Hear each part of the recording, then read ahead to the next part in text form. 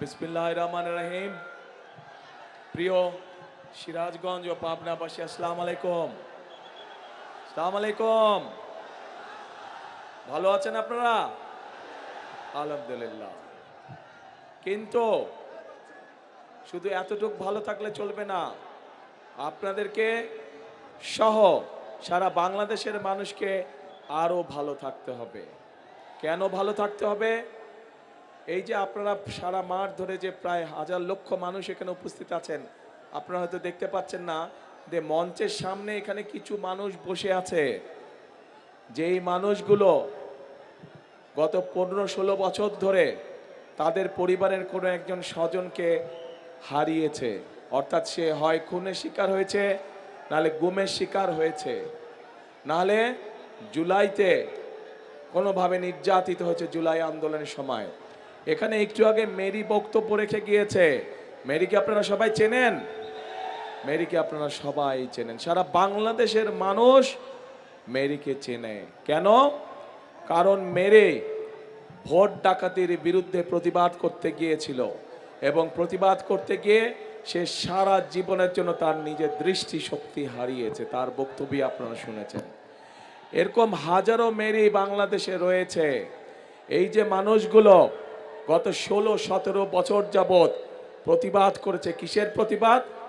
প্রতিবাদ করেছিল যে আপনাদের যে রাজনৈতিক অধিকার, সেই যে স্বৈরাচার যারা পালিয়ে গিয়েছে গত 5ই আগস্ট, তারা যে আপনাদের রাজনৈতিক অধিকার, কথা বলার অধিকার, ভোট প্রদানের অধিকার যে কেড়ে নিয়েছিল, সেইটার বিরুদ্ধে প্রতিবাদ করতে গিয়ে মেরি সহ মেরির মতন আরো আমাদের হাজার হাজার ভাই বোনেরা নির্যাতিত হয়েছে, পঙ্গুত্ব বরণ করেছে, এমনকি বহু মানুষ জীবন পর্যন্ত উৎসর্গ করেছে।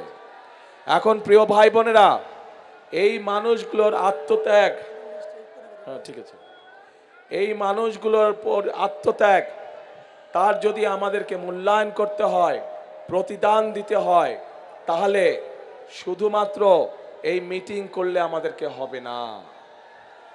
তাদের প্রতিবাদ ছিল কি? তাদের প্রতিবাদ ছিল অন্যায়ের বিরুদ্ধে। তাদের প্রতিবাদ ছিল সমগ্র বাংলাদেশের মানুষের যে অধিকার কেড়ে নেওয়া হয়েছিল তার বিরুদ্ধে। এবং এই অধিকারকে যদি প্রয়োগ করতে হয়, এই অধিকারকে যদি কেড়ে নেওয়া অধিকারকে যদি ফিরিয়ে আনতে হয়, তাহলে অবশ্যই 12 তারিখে আপনাদেরকে সোচ্চার হতে হবে। পারবেন সোচ্চার হতে? 12 তারিখে যদি আপনারা জবাব দিতে পারেন ধানের শীষে সিল মারার মাধ্যমে, তাহলে সেই স্বৈরাচাররা যারা আপনার অধিকার কেড়ে নিয়েছিল তারা তাদের জবাব পাবে। আমরা সব সময় বিএনপি করি যারা, আমরা শান্তিতে বিশ্বাস করি। আমরা সকল ধর্ম বর্ণের মানুষকে নিয়ে আমরা একসাথে শান্তিতে বসবাস করতে চাই। আমাদের কাছে মুখ্য হচ্ছে সে বাংলাদেশের নাগরিক। আমাদের কাছে ধর্মটা মুখ্য নয়, আমাদের কাছে জাতপাত মুখ্য নয়, আমাদের কাছে মুখ্য হচ্ছে সে বাংলাদেশের মানুষ। কাজেই মানুষকে মানুষ হিসাবে আমরা মূল্যায়ন করতে চাই, মানুষকে মানুষের মূল্যায়ন করতে হবে। এবং সেই জন্যই প্রিয় ভাই বোনেরা, আমরা যদি দেশে জনগণের শাসন কায়েম করতে পারি, আমরা যদি দেশে জনগণের সরকার প্রতিষ্ঠিত করতে পারি, আমরা যদি দেশে জনগণের কাছে জবাবদিহিমূলক সরকার প্রতিষ্ঠা করতে পারি, তাহলেই একমাত্র সম্ভব দেশ এবং জনগণের প্রকৃত যে সমস্যাগুলো আছে সেই সমস্যাগুলোর সমাধান করা। প্রিয় ভাই বোনেরা, আজকে সিরাজগঞ্জ এবং পাবনা সহ এখানে বহুত কাজ করার আছে, অনেক কাজ করার আছে। যেই কাজগুলো করলে এলাকার মানুষের ভাগ্যের পরিবর্তন হবে, যেই কাজগুলো করলে এলাকার উন্নয়ন হবে। আমরা আন্দোলন করেছি, সংগ্রাম করেছি, আমাদের নেতাকর্মীরা সহ বাংলাদেশের মানুষ নিজের জীবনকে উৎসর্গ করেছে, স্বৈরাচারের পতন ঘটেছে। এখন দেশ গড়তে হবে আমাদেরকে দেশ গড়তে হবে। সকলকে আমাদের একসাথে এখন কাজ করতে হবে, দেশ গঠন করতে হবে। আছেন নাকি আপনারা দেশ গঠনে? আমাদের সাথে আছেন দেশ গঠনে? আলহামদুলিল্লাহ। প্রিয় ভাই বোনেরা, এই সিরাজগঞ্জ এবং পাবনা আমরা জানি এখানে যেমন কৃষি আছে, তেমন একইভাবে ছোট ছোট মিল কারখানাগুলো আছে। কিন্তু এই মুহূর্তে কৃষিকেও যেমন আমাদের টেনে উঠাতে হবে, কৃষক ভাইদের পাশে দাঁড়াতে হবে, একই সাথে লক্ষ লক্ষ তরুণ যুবকের কর্মসংস্থানের ব্যবস্থা করতে হবে। নতুন নতুন শিল্প শিল্প পার্ক স্থাপনের মাধ্যমে আমাদেরকে এই সমস্যার সমাধান করতে হবে। যেহেতু উত্তরাঞ্চল কৃষির সাথে জড়িত বেশি, কৃষিজীবী মানুষ এই উত্তরাঞ্চলে বেশি, সেই জন্য আমরা সেই ঠাকুরগাঁ থেকে পঞ্চগড় থেকে শুরু করে সিরাজগঞ্জ পর্যন্ত সমগ্র উত্তরাঞ্চলে আমরা কৃষি নির্ভর শিল্প গড়ে তুলতে চাই। যেই কৃষি নির্ভর শিল্প গড়ে তুললে এই এলাকার মানুষের, এই এলাকার যুবকদের, এই এলাকার তরুণদের, এই এলাকার বোনদের কর্মসংস্থার সম্ভাবনা থাকবে। প্রিয় ভাই বোনেরা, একই সাথে আমরা যদি তাঁতের কথা বলি, আমরা যদি লুঙ্গির কথা বলি, রঙের কথা বলি, প্রথমেই চোখের সামনে ভেসে ওঠে সিরাজগঞ্জ পাবনার এলাকার কথা। এই এলাকার মানুষ তাঁত শিল্পের সাথে বহু মানুষ এখানে জড়িত। কিন্তু এই তাঁত শিল্পকে যদি আমরা, তাঁত শিল্পের সম্পর্কে যদি আমরা পরিকল্পনা গ্রহণ করতে পারি, তাহলে এই তাঁত শিল্প উৎপাদিত পণ্য আমরা ইনশাল্লাহ সারা বিশ্বে ছড়িয়ে দিতে সক্ষম হব। এবং আগামী দিনে আমরা তাই করতে চাই। সিরাজগঞ্জ পাবনায় উৎপাদিত তাঁত পণ্য আমরা সমগ্র বিশ্বে আমরা রফতানি করতে চাই। আছেন নাকি আপনারা এটার সাথে? আমার সাথে আছেন? ইনশাল্লাহ আমরা এই কাজটি করব। প্রিয় ভাই বোনেরা, প্রিয় ভাই বোনেরা, আমাদেরকে আরো অনেক কাজ করতে হবে। আমাদের মাদেরকে, আমাদের বোনদেরকে, তাদেরকে আমাদের স্বাবলম্বী করতে হবে। আমাদের দেশনেত্রী খালেদা জিয়ার সময় আপনাদের নিশ্চয়ই মনে আছে যে এই এলাকার সহ সারা বাংলাদেশে নারীদের শিক্ষা ব্যবস্থার জন্য উনি একটি পদক্ষেপ গ্রহণ করেছিলেন। এবং তারপরে ক্লাস 1 থেকে ক্লাস 12 পর্যন্ত মেয়েদের শিক্ষা ব্যবস্থা ফ্রি হয়ে গিয়েছে, যার সুবিধা আজও লক্ষ কোটি মেয়েরা পাচ্ছে। সুবিধা পাচ্ছে না? মেয়েদের শিক্ষা ব্যবস্থা ফ্রি। কিন্তু গত 20 বছর ধরে এই মেয়েরা আজ অনেকেই মাতে পরিণত হয়েছে, কিন্তু শিক্ষার আলো তাদের কাছে আছে। কিন্তু এখন আগামী বিএনপি সরকার, আপনাদের আগামী বিএনপি সরকার, আপনাদের আগামী ধানের শীষের সরকার এই মায়েদেরকে স্বাবলম্বী করে গড়ে তুলতে চায়, অর্থনৈতিকভাবে স্বাবলম্বী করে গড়ে তুলতে চায়। এবং এই জন্যই আমরা বাংলাদেশের প্রত্যেকটি মায়ের কাছে আমরা ফ্যামিলি কার্ড পৌঁছে দিতে চাই। যেই ফ্যামিলি কার্ডের মাধ্যমে ধীরে ধীরে আমরা মাদেরকে, গৃহিণীদেরকে আমরা পর্যায়ক্রমিকভাবে অর্থনৈতিকভাবে স্বাবলম্বী করে গড়ে তুলব ইনশাল্লাহ। প্রিয় ভাই বোনেরা, আমরা কৃষক ভাইদের পাশে দাঁড়াতে চাই।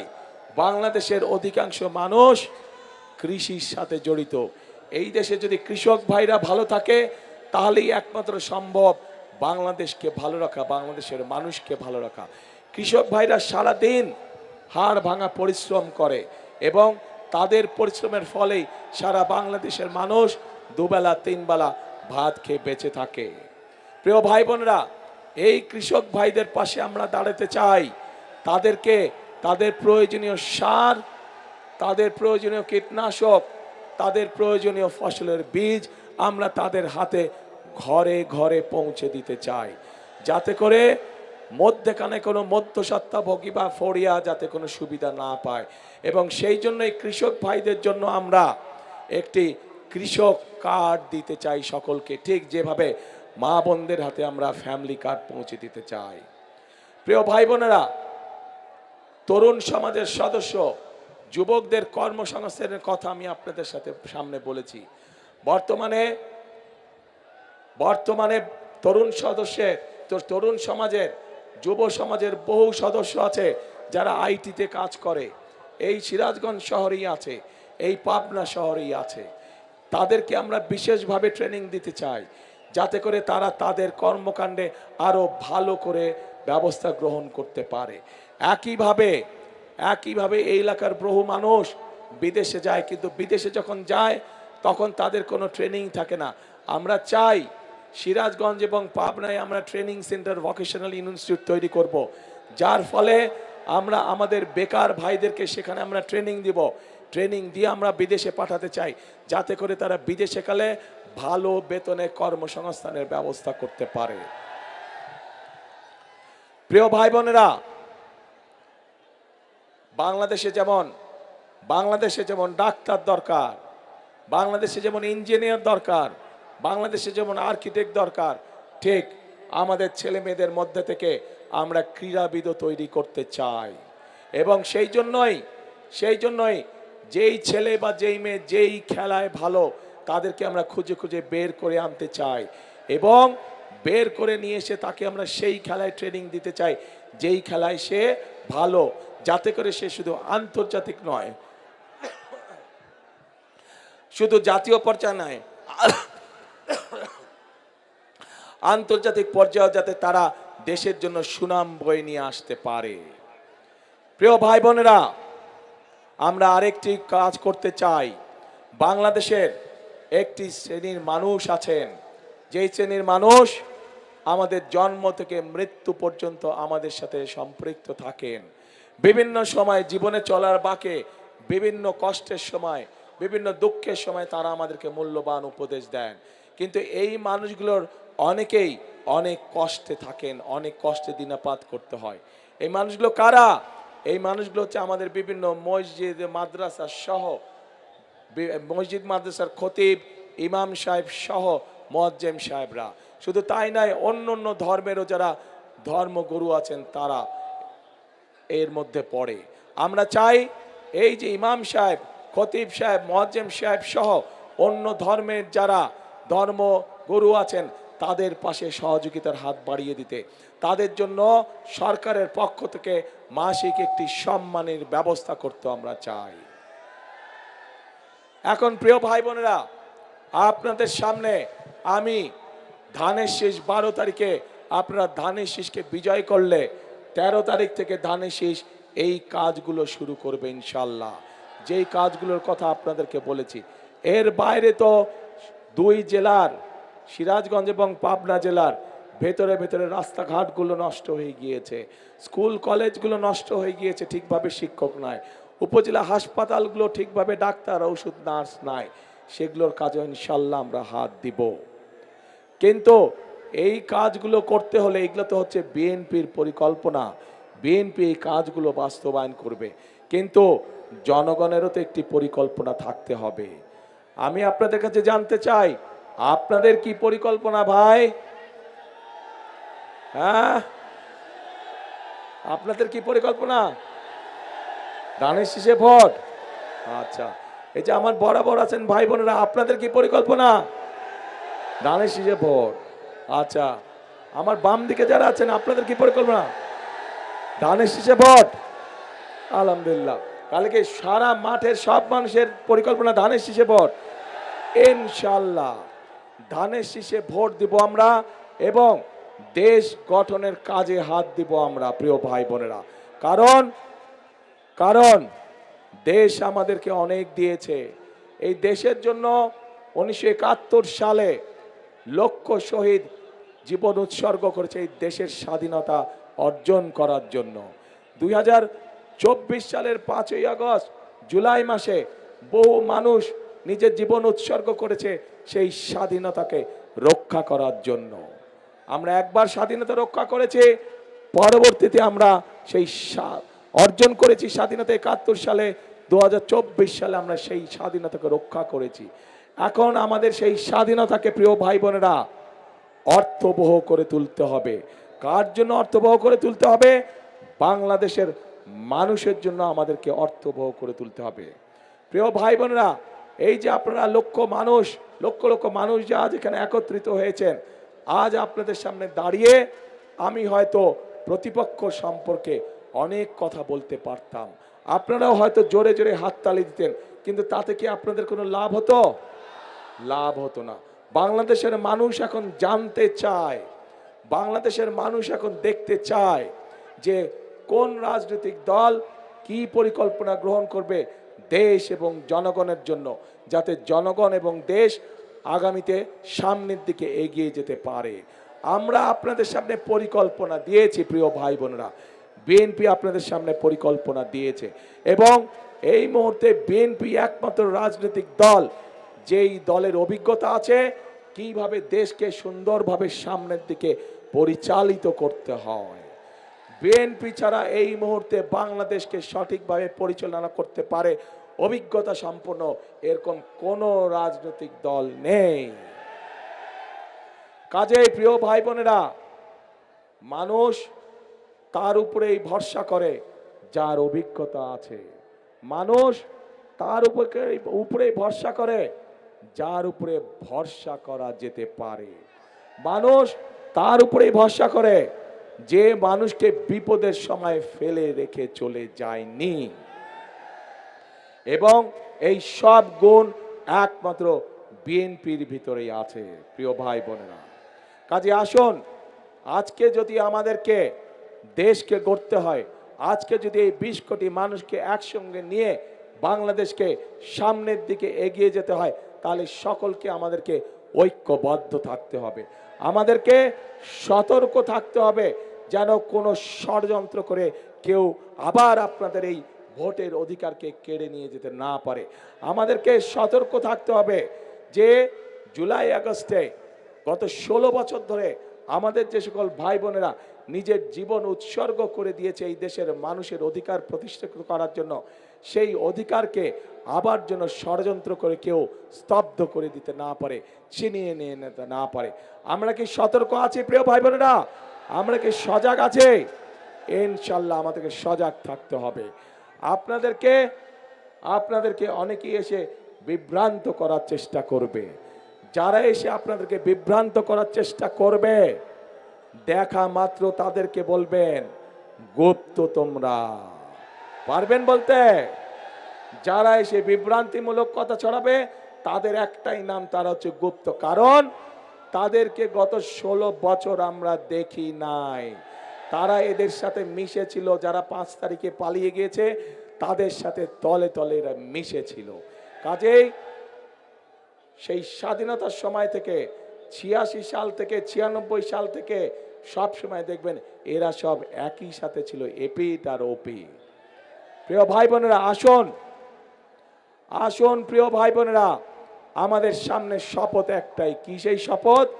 জনগণের রাজনৈতিক অধিকার প্রতিষ্ঠিত করা এবং এই বাংলাদেশকে শহীদদের প্রত্যাশিত বাংলাদেশে রূপান্তর করা, যেই বাংলাদেশে প্রত্যেকটি মানুষ নিরাপদে চলাচল করতে পারবে, যেই বাংলাদেশে প্রত্যেকটি নারী পুরুষ নিরাপদে বসবাস করতে পারবে, যেই বাংলাদেশে প্রত্যেকটি মানুষ নিরাপদে রাতে ঘরে ঘুমোতে পারবে।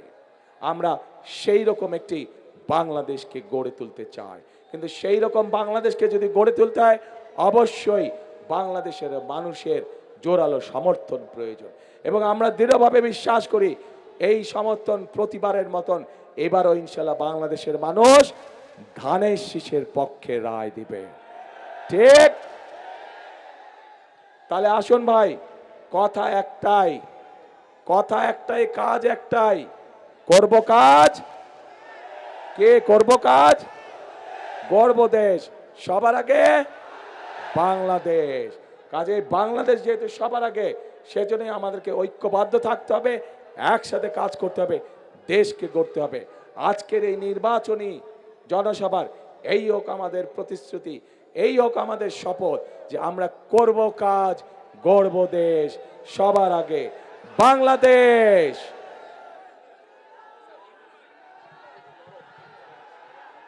প্রিয় ভাই বোনেরা, এখন এই এলাকা সহ সিরাজগঞ্জ এলাকা সহ পাবনা জেলায় যাদেরকে আমরা উন্নয়নের দায়িত্ব দিব, আপনাদের এলাকার উন্নয়নের দায়িত্ব দেব, মানুষকে দেখভাল করার দায়িত্ব দেব, যাদের হাতে আমরা ধানের শীষ তুলে দিয়েছি, সেই মানুষগুলোকে আপনারা চেনেন জানেন। তারপরে আনুষ্ঠানিকভাবে আজকে আমি আপনাদের সামনে সেই মানুষগুলোকে পরিচয় করিয়ে দিচ্ছি। আপনারা একটু সরে যান, তাহলে ওনাদেরকে দেখতে পাবেন। আপনারা যারা প্রার্থী না তারা পিছনে চলে যান দয়া করে, যারা প্রার্থী নন, কারণ মানুষ কনফিউজ হয়ে যাচ্ছে। আপনারা যারা প্রার্থী নন তারা পেছনে চলে যান, শুধু প্রার্থীরা থাকেন। জি প্রার্থীবৃন্দ, আপনারা একটু হাতটা উঁচু করেন ধানের শীষটা নিয়ে।